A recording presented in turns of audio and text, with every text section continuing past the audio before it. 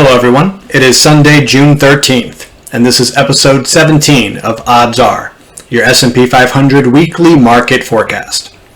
Alright, last week was an anomaly, and not because we had a major move upward or downward, but because we now have had 2 weeks in a row with no breach of the breach points.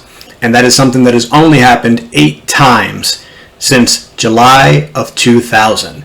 So we're looking at almost 21 years where that's only happened 8 times. And we're going to talk about that a little more to come. All right, let's start off like we normally do. We're going to take a look at the relative view.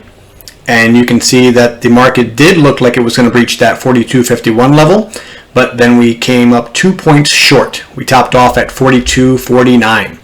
We did not come close to the parabolic SAR, and we did it close within the expected settlement range, 4110 to 4300. All right, let's take a look at the moving averages. Everything was still flashing green. No surprise there, as we did make new all-time highs, and we are still at the very top of that range. All right, let's take a look at the breach points. So for this week, we are expecting breach points 42.11 on the downside and 42.55 on the top side, with a 99.99% chance of a breach. Now, if we were to go just by the data that I have collected since July of 2000, then technically this would be a 100% chance, because every time we've had 2 weeks in a row with no breaches, the third week did have a breach of the breach points. But since we know there's no such thing as a 100% guarantee that anything's going to happen in the markets, we're going to put this at 99.9%. All right, let's add in the expected settlement range. We are looking to settle between 41.19 and 43.10. And we are now looking at a parabolic SAR that has come up to 40.74.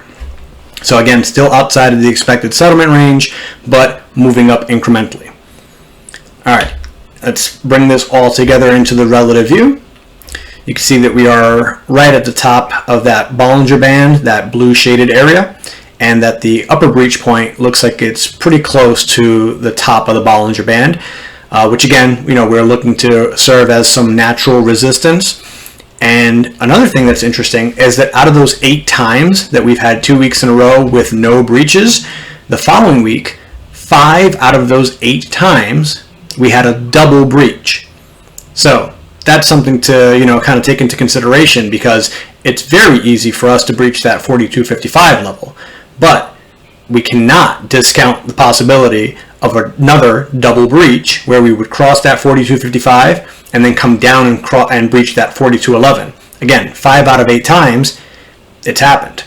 So that actually leads us right into didn't see that one coming. All right, so to begin with, we didn't see it coming, right? That we would have 2 weeks in a row with no breach points. Why? Because it's something that's extremely rare. Like I said, it's only happened 8 times since July of 2000. Now, we have to make sure that we are taking this lesson and reminding ourselves that the market has a way of humbling us by doing those things that we deem to be unlikely. Because guess what? There's probably other people that are looking at the information, and obviously, they're trading on that as well. And that's true for anything, any indicator, any charting pattern, anything at all. You can never discount the unlikely, because just because it's unlikely doesn't mean it cannot happen. And the market will eventually show you that it can happen. All right, and then so as we're looking into next week, let's keep this quote in mind.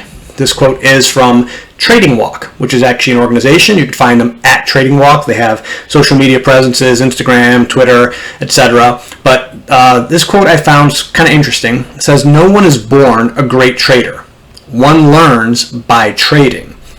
And I think that's great encouragement for us all, because while there's no shortage of resources and coaches and strategies and tools and tips out there trying to tell you how to trade, at the end of the day, what's really going to help you in your trading is to trade, right? So you have to go out there, put money on the line. It's not about the amount. It's not about how much you win or lose. It's not about anything. It's just about how you take the experience and learn from it and grow from it and become a better trader in your own right.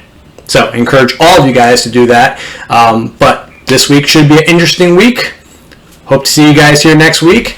In the meantime, take care and have fun out there.